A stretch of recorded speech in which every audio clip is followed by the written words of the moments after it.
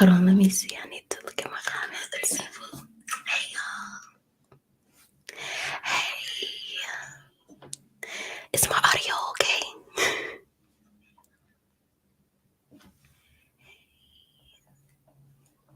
Is my audio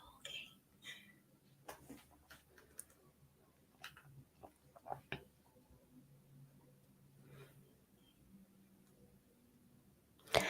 I've been meaning to go live for a long time, but I've just been very, very nervous. Okay, sounds great. I've been very nervous to go live because I have no idea what I'm doing.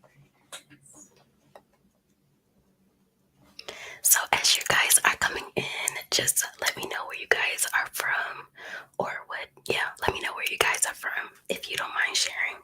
You don't have to, no pressure.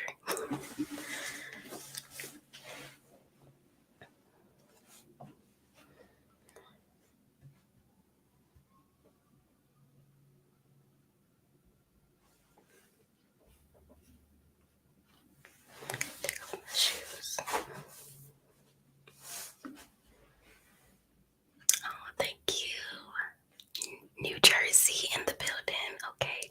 Upstate New York.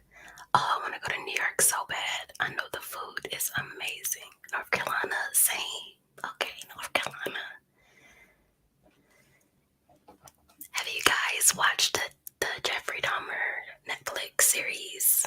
That's what I'm going to be reviewing today. UK, okay, UK. I want to go there too. UK. Oh, hey Sierra, hey girl. Y'all, if like not the audio, but if the picture is like not good, I'm on my MacBook.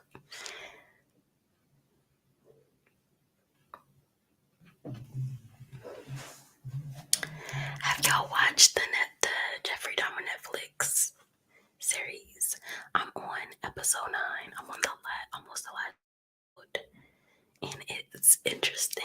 It's been hard to watch, so I've been having to turn it off, and then I'll come back and watch it later on because it's just so hard to watch. My underarms itch. Not yet. Oh. Well, I don't want to ruin it if you haven't watched it yet, because this is probably going to be a spoiler. I haven't watched it yet, but know the basics of the story. Are there going to be? Yes, it is. It is going to be spoiler alerts. I finished it. It's so good, but sick. Yes, it is sick. And it's so hard to watch because what them people went through is just, I couldn't even imagine. I'm so nervous. I'm hot. Well, I'm calming down a little bit. I'm not as nervous, but okay. So let's go ahead and get started. I have 9 people. So I wrote down some notes that I want to share and talk about. So first, we're going to talk about the most important thing, which is the victims. They're the most important part of this story. So I'm just going to name the victims, and I want to share my screen. I'm going to share my screen. Let me see if I know how to do that. I'm going to share my screen with y'all so I can show you the victims as okay, there we go.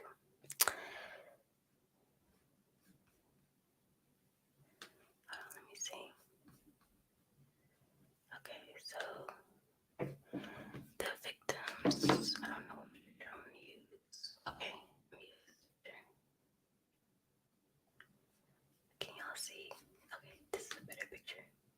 Okay, so these are the victims of Jeffrey Dahmer. So 18-year-old Stephen Hicks, I believe that was his first victim. Is he pictured? I don't think he's pictured here. Okay, here we go. 24-year-old Stephen Toomey.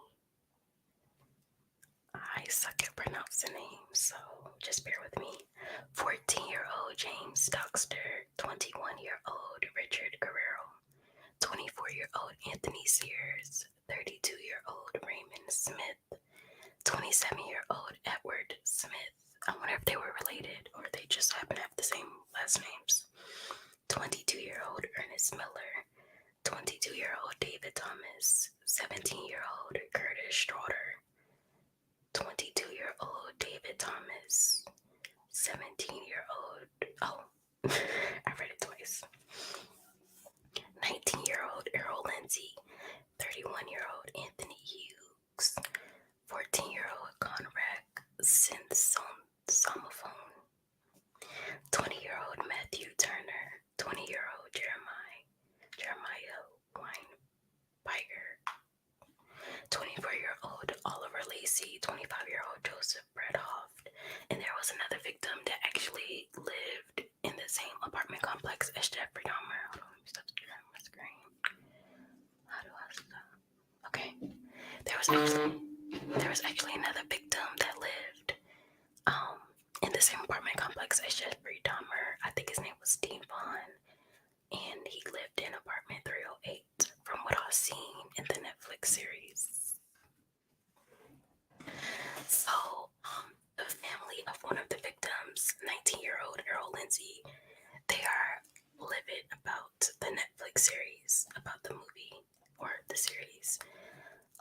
They didn't get asked permission to do the series, and the cousin of Earl Lindsay actually tweeted something the other day, and I'm gonna read his tweets.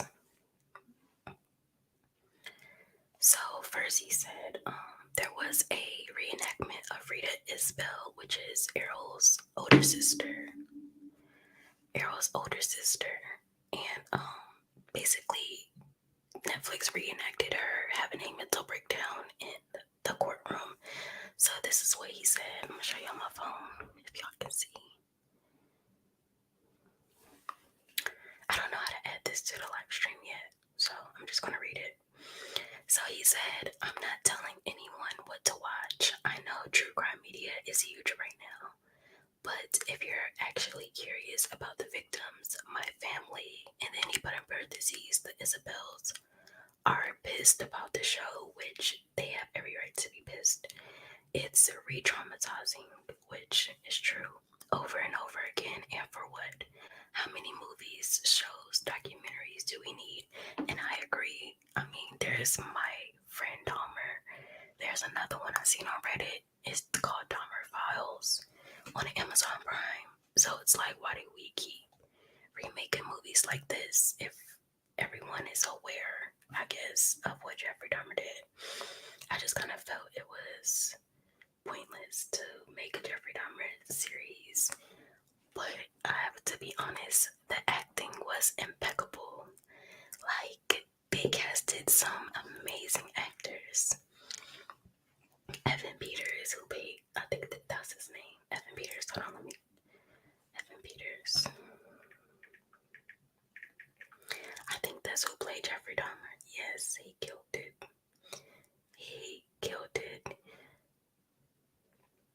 Okay, so he had like a whole thread. The cousin of Errol Lindsay, and this is what else he said. He said, like, recreating my cousin having an emotional breakdown in court in the face of the man who tortured and murdered her brother is wild. He said this. Okay, I did not expect that tweet to get this much attention.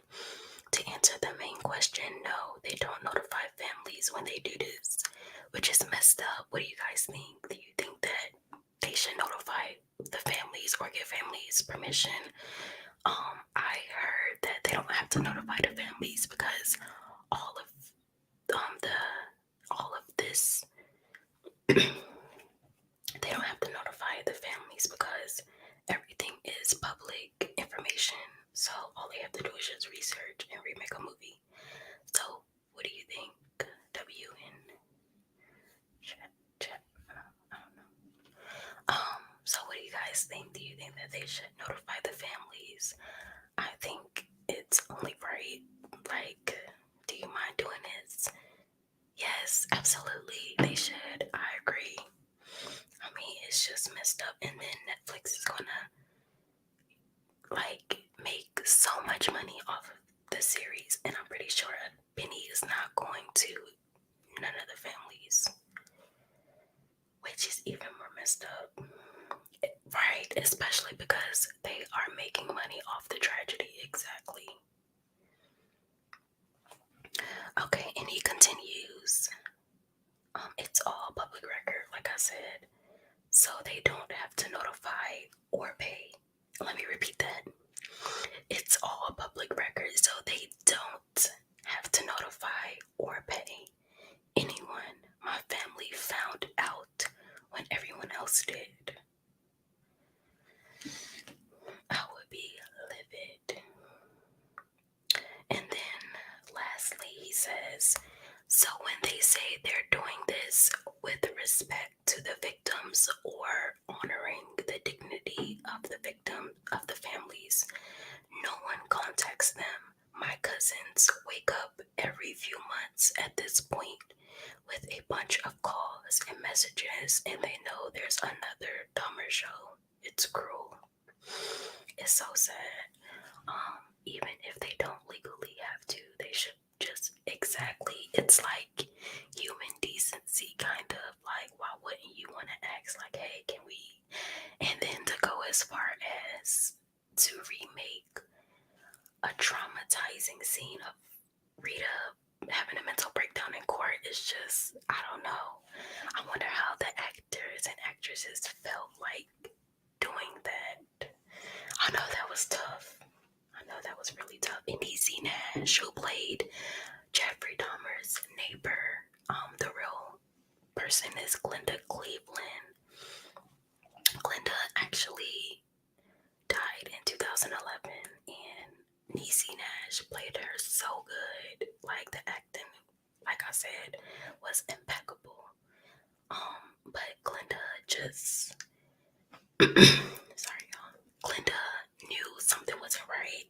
Like, she heard the sounds of the drill. She heard the sounds of men crying out for help, and she consistently called the police over and over and over and over, and no one heard her. And this is my opinion. This is what I think. I think Jeffrey Dahmer knew what he was doing. He moved to a predominantly black neighborhood.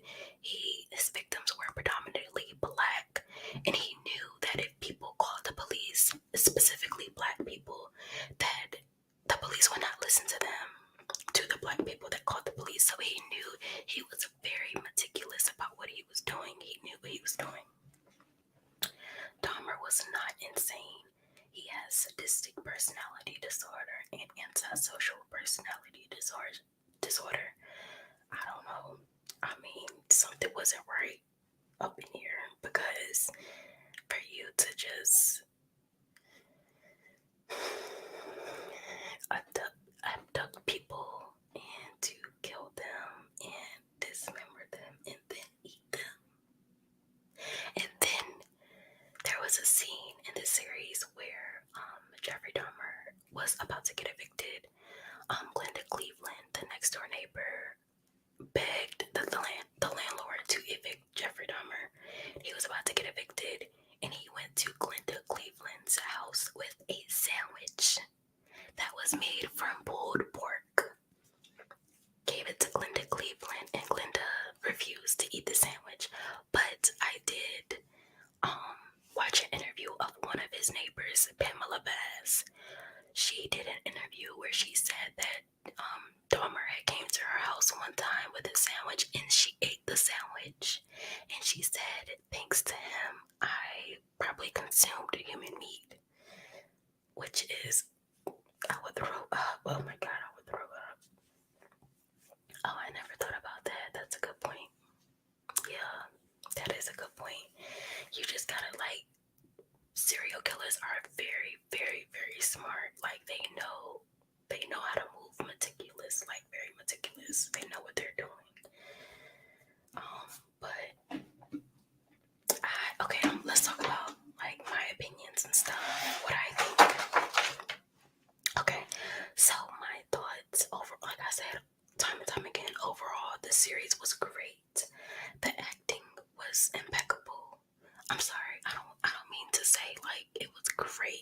because what happened was tragic. But when I say great, I'm talking about acting. I don't want to, say it was so entertaining and so great. I don't want to put that out there. Like I said, the acting was impeccable. I felt like they could have focused more on the victims. They did. They showed the victims, like how they grew up and how the family dynamic was. But I felt like they could have focused more on the victims and not on Jeffrey Dahmer. But also, I wish they would have included interviews / images of the real people. So, like, there was reenactment videos of Dahmer, the fake Dahmer, doing an interview, and I feel like they should have inserted like little clips of the real Dahmer doing the interview, saying the same thing. That kind of would have been cool. They did include the real audio of Glenda calling the police when Dahmer abducted the 14-year-old boy Conrad, and Conrad escaped and was running down the hallway to escape and ran into Glenda. I don't know if it was Glenda or if it was her daughter and her niece. I don't know if Glenda was there, but her daughter and her niece called the police because they had a feeling that he was a child and something just wasn't right. And so the police came and they spoke to Dahmer, and Dahmer said that Conrad was his 19-year-old boyfriend, and the little boy Conrad was drunk. He wasn't drunk, he was drugged up. And there was blood coming out of his head because Dahmer drilled his head, right? So there was blood coming out of his head, and Conrad was escorted back into Dahmer's care thanks to the police. So they did include an audio of Glenda, of the real Glenda, calling and making sure that the little boy was okay. I'm on episode 7. This story is so tragic. Yes, it is tragic. But Dahmer seriously, literally got away with murder. Like, there were so many times where he could have been caught if Conrad, because Dahmer had actually assaulted Conrad's brother previously, and he was actually, if the police would have looked up Jeffrey Dahmer, they would have seen that he was like a, I'm debating if I want to say the word, that he was like a sexual offender. So if they would have did their job and actually looked up Jeffrey Dahmer, then they would have seen that Jeffrey Dahmer was a child, sexual offender, and Conrad would have been taken out of his care. But instead, Conrad was escorted back to Jeffrey Dahmer's house, where Jeffrey Dahmer killed him and dismembered him, thanks to the police. And also the two police that I know, oh my god, the part with the deaf guy. Oh my god, let's question that. Really, like, I had to turn that off. I was like, he just didn't care. Like, I mean, a deaf guy, and then they had to communicate on a notepad. Like, he was extremely helpless. And I watched an interview with his mother. His mother said that he lost his hearing as a baby due to like a side effect from medicine that was given to him. Y'all, my dog is barking. So, it's just so sad. Okay, so the police chief that escorted Conrad back upstairs to Dahmer retired back in 2017. I can't remember his name. I'm gonna look him up.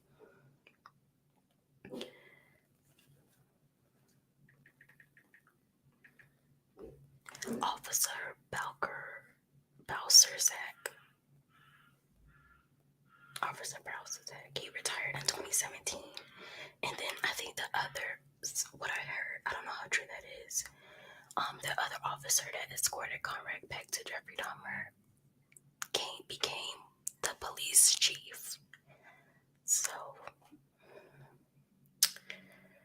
the deaf guy was so sweet and positive when he walked back in the door. I was like, no.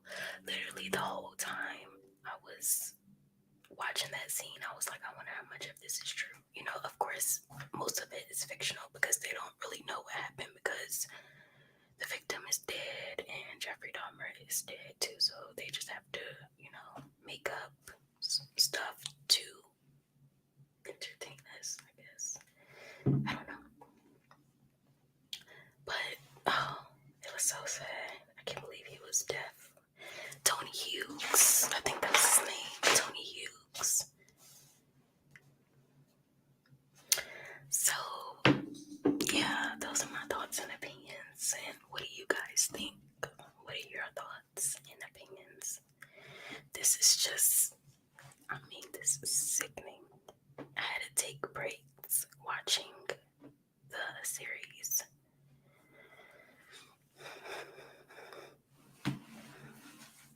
I don't know what else. And I hope, this is the ending.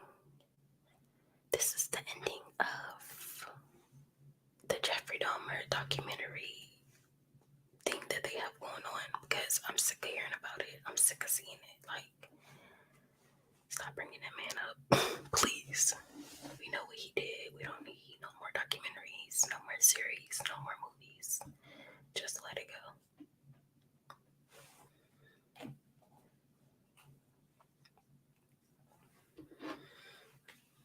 Jeffrey Dahmer was unremorseful. Yeah. He really was. No remorse. It's just in watching the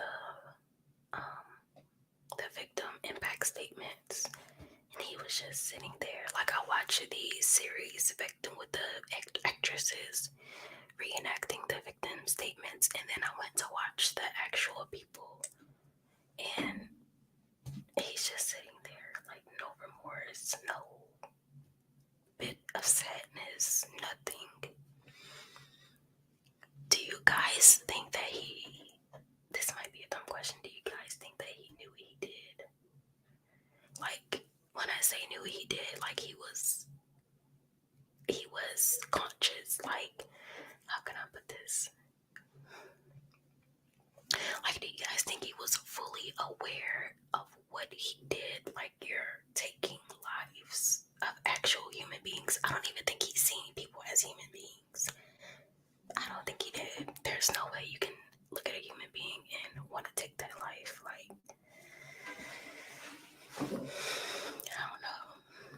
I don't know. Yes, he knew. Yeah, I think so. A part of me feels like he did, but at the same time, a part of me feels like I don't think he knew. I don't think he knew how serious this was because he ruined so many lives. He took his victims' lives away. He ruined the victims' families' lives. He ruined his neighbors. Glenda, if you all watch it, Glenda had a very hard time at work, just doing everyday things like going to work. She would break down and cry. So you ruined, and then his neighbors had to move out of the apartment complex because it was considered a crime scene, which is understandable, but and then his mother and father couldn't go anywhere without the press following them. Watch some of the interviews with him. He admits, oh my God, he admits to everything. It's crazy. Oh my God. Oh my goodness. I believe it. I think I watched a little bit of interviews, but I had to turn it off because I'm ugh. I just want to spit in his face.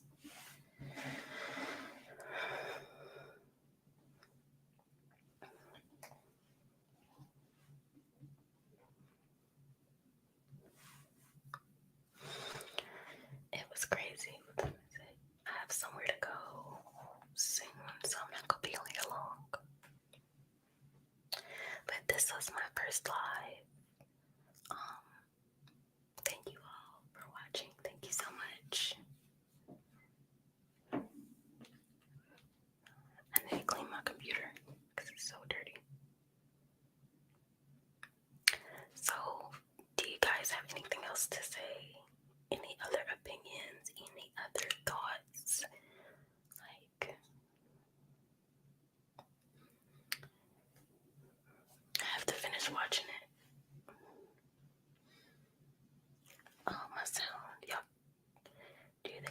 Dahmer. Yes, they do. Yup. Y'all can hear me. Can y'all hear me?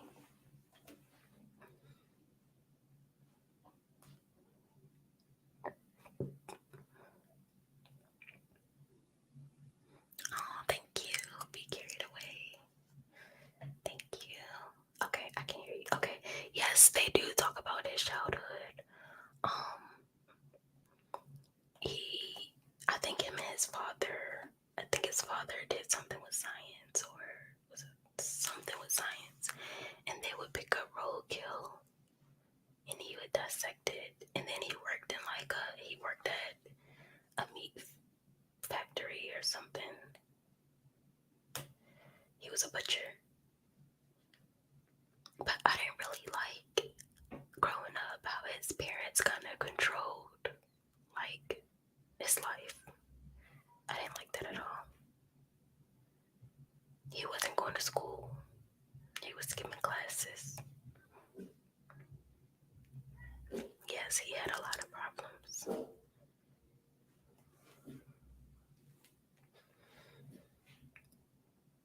He had a lot of problems, my dog.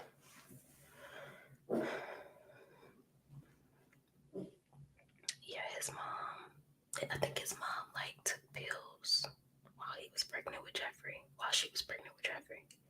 And his dad is still alive. His dad is still alive, y'all. And his brother changed his whole, David Dahmer changed his whole identity. Oh, thank you. I'm glad I did it too. His brother changed his whole identity and no one knows or where he is. Which I respect. I would have did the same thing. Will you do a video of this too? What do you mean? You want me to talk about the case? If so, I don't think I'll do that because it's becoming repetitive. So this is let me see. He gotta be like 90. Like 90 something. Oh wait, his dad died. Oh no, Jeffrey. Okay. His dad Lionel Dahmer. 86. He was born on July 29th, 1936. Oh, look at him.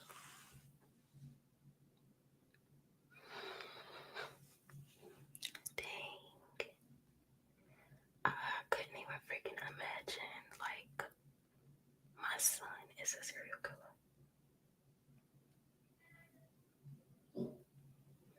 I wonder, when he goes out in public, do people know his name? Or do people know who he is? I wonder if he still talks to his other son, David. I have a lot of questions. Yes, watch it. It's on Netflix. It's called, I think the title, Monster, the Jeffrey Dahmer story or something like that. Oh, the father wrote a book, A Father's Story. That's so sad. I feel so bad for him. And his father in this series wanted Jeffrey to act insane so he can go to the mental health hospital and get the help that he needs. So what do you guys think about that? Do you think, what would you guys do if you all had a son that turned out to be a serial killer on your regular channel? I wasn't planning on doing it.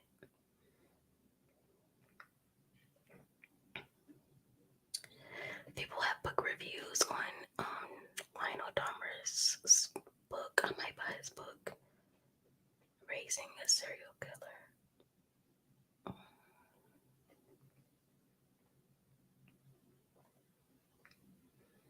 Let me see.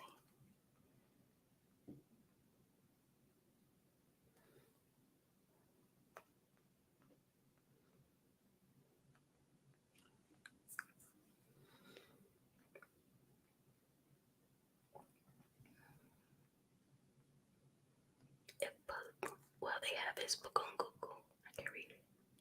If the police had told me that my son was dead, I would have thought differently about him. If they told me that a strange man had lured him into a seedy apartment and a few minutes later drugged, strangled, then sexually assaulted and mutilated his dead body. In other words, if they told me the same horrible things that they had to tell so many other fathers and mothers in July of 1991, then I would have done what they have done. I would have mourned my son and demanded that the man who killed him be profoundly punished, if not executed, then separated forever from the rest of us. After that, I would have tried to think of my son warmly. I would, I hope, have visited his grave from time to time, spoken of him with loss and affection, continued as much as possible to be the custodian of his memory. Yeah, his whole book is right here. Google Books.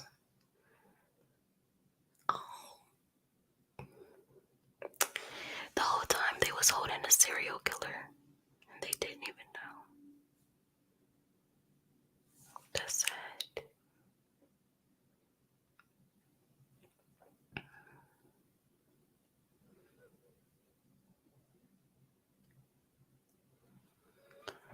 My son Jeff was born in Milwaukee on May 21st, 1960. It had not been an easy pregnancy. My wife had gotten pregnant very quickly, only 2 months after our marriage, and neither of us, I suppose, was really prepared for it. I think he should have gotten Jeffrey mental health help when he was killing animals. Yes! Oh my god, I agree. And there was a part in the series where he tried to talk to his dad about like his fantasies and stuff like that, but his dad was like, nah. Like, but if he would have listened, he could have gotten Jeff the help that he needed, and so many lives could have been saved. So listen to your children. If your children come to you with something that's been bothering them, listen. And that's also advice to me, because y'all know I have 2 kids. Listen to your children. They are crying out for help. During the first part of her pregnancy, Joyce began to suffer from morning sickness, and as time went on, it steadily worsened into a more or less continental state of nausea, one so severe that she found it difficult to keep any food down at all. Her continental vomiting even affected her ability to work, and she finally found it necessary to quit her job as a teletype instructor. Ooh, I want to see what that is, a teletype instructor. After that, Joyce remained at home, coping as best as she could, not only with nausea, but with other ailments as well, both physical and emotional. As the weeks passed, Joyce became increasingly nervous. Everything seemed to bother her, but particularly the noise and cooking odors that came from the family below us in the small 2-family apartment building in which we lived. She found the slightest noise unbearable, and every odor, regardless of how ordinary, was insufferable to her. She continually demanded that I do something about these things. She wanted me to complain about every noise, every odor, but this was something that I simply could not do. I have always found it difficult to confront other people, and certainly I felt unable to confront my downstairs neighbors about noises and odors that were well within normal range. The fact is, none of always continually complained about seemed very bad to me, but they seemed very bad to Joyce, and over time she grew increasingly irritable at my refusal to complain to our neighbors. He says that they argue a lot. The arguments were very heated, and once, to escape the tension they generated, Joyce left the house completely and walked to a nearby park where she sat on a bench wrapped in her coat all alone in the snow. Until I came for her, tugged her from the bench, and walked her back to the house. Dang, I can remember how. Wow. I can't believe he's still alive.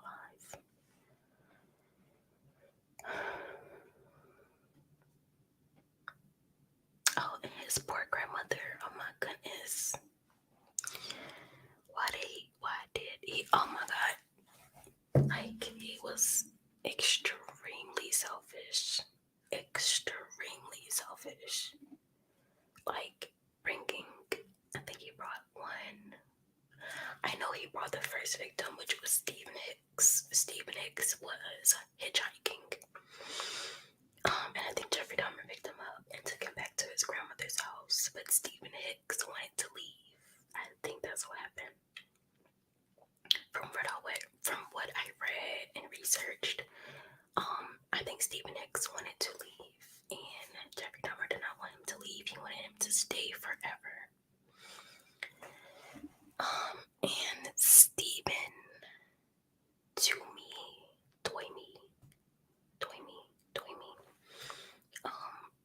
he's actually never been found, and I think Richard Guerrero has never been found either. Like, the body. Oh goodness, I don't know how I would react if, like, my family member, like my son,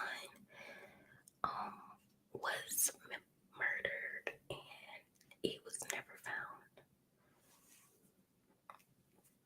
I don't know.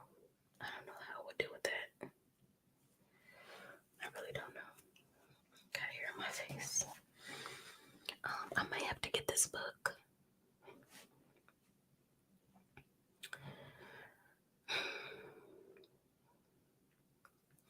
When I think of those moments now, I think of my wife's need for love and my inability to show it in a way that would have been meaningful to her. I show love by working, by striving, by tending to her every physical need, by moving toward a future which I expected to share with her. That was not what she needed, of course, but it was all that I could give. Oh, this is so sweet. Thinking analytically, which is the way I tend to think, I saw myself as a dutiful husband, a provider of the essentials. Food, clothing, shelter, the kind of man my father had been, which served as my only model for what a husband should be. The fact that Joyce found it difficult to accept me as I continued to plague our marriage in the coming months. It was a problem which our living conditions only made worse, and in the end, it became clear that these conditions at least had to be changed. The smell of our neighbor's cooking struck Joyce as rancid. The rustling of their pots and pans, intolerably disruptive, both kept her from sleep, and so afflicted her nerves that she began to develop uncontrollable muscle spasms, which distressed her even more. Oh my God. And so approximately 2 months before Jeff's birth, in March of 1960, we moved to my parents' house in West Allis, Wisconsin. But this move did very little to relieve Joyce's condition. She continued to suffer from long bouts of nausea, but now a form of rigidity developed, one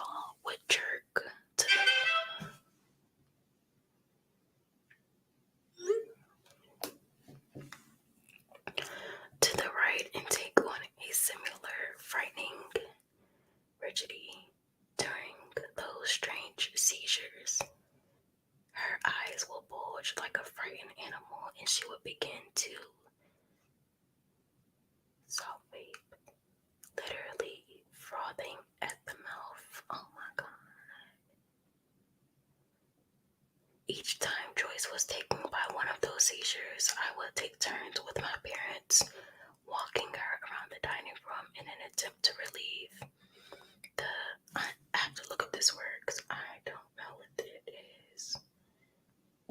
Rigidity, Rigidity. That rhymed.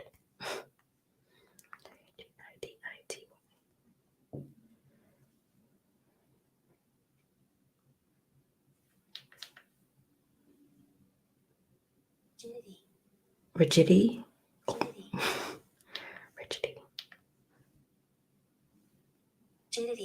Rigidity. Rigidity. Okay. Rigidity. Okay. Rigidity.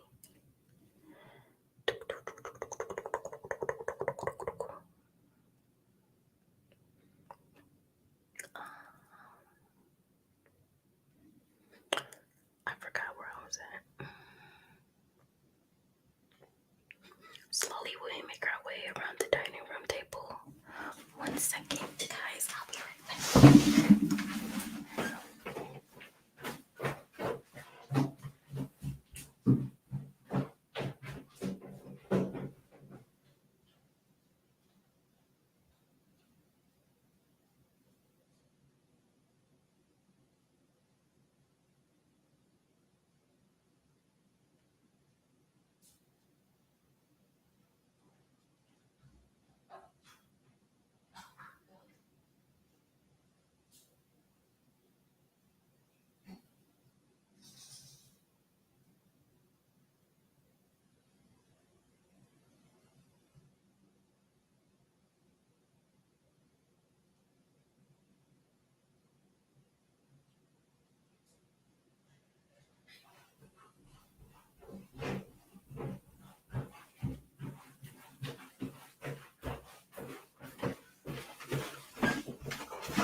Okay, sorry guys.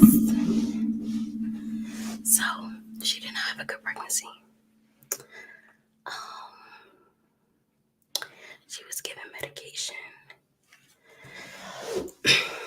Slowly we would make our way around the dining room table. Joyce barely able to walk, but I'm out of breath because the steps. But doing her best. Joyce barely able to walk, but doing her best. While I held her up, she couldn't even walk. What was, Lord, that was the first time that Jeff was gonna be up to no good.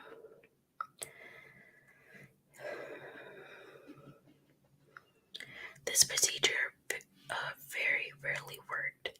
However, because of that, the doctor would usually have to intervene, giving Joyce injections of some long medicine and morphine.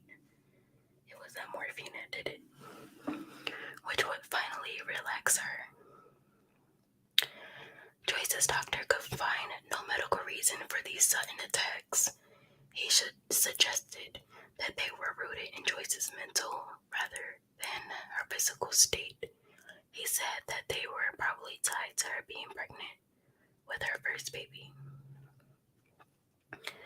Still, something had to be done, and so he added some medication to the list of medications that had already been prescribed. So she was on hella medications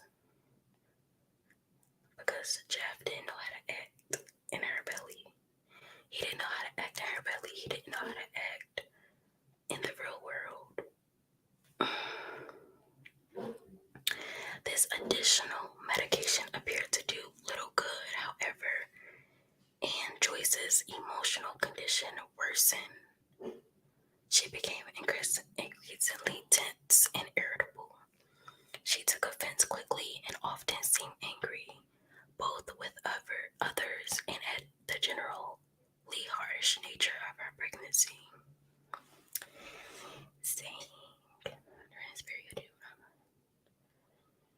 Dang. He was a graduate student at Marquette University studying for masters in analytical chemistry. That's what he did. He did something with chemistry.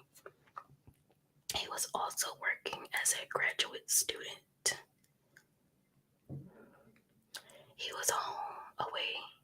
was away from home, particularly during the last 2 months of her pregnancy.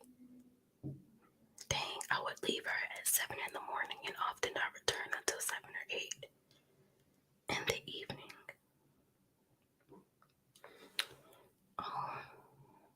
She didn't have a driver's license.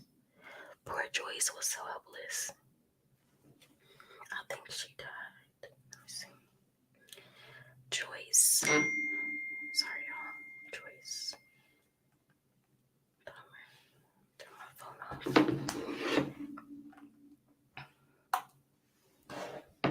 She died in 2000. Let's see, at 64 years old. I can't believe his dad is still alive.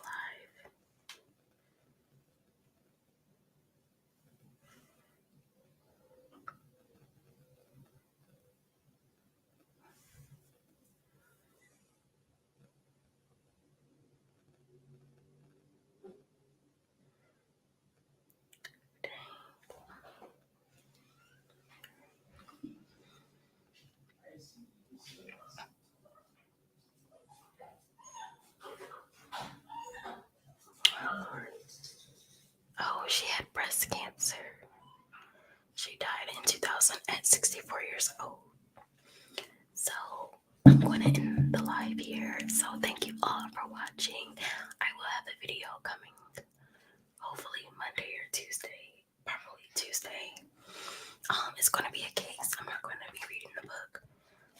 So yes, thank you so much for watching, and I'll see you later. I'm going to do more of these also. So be sure to tune in, and I'll put on my community tab like when I'll be going live, and just give me some ideas.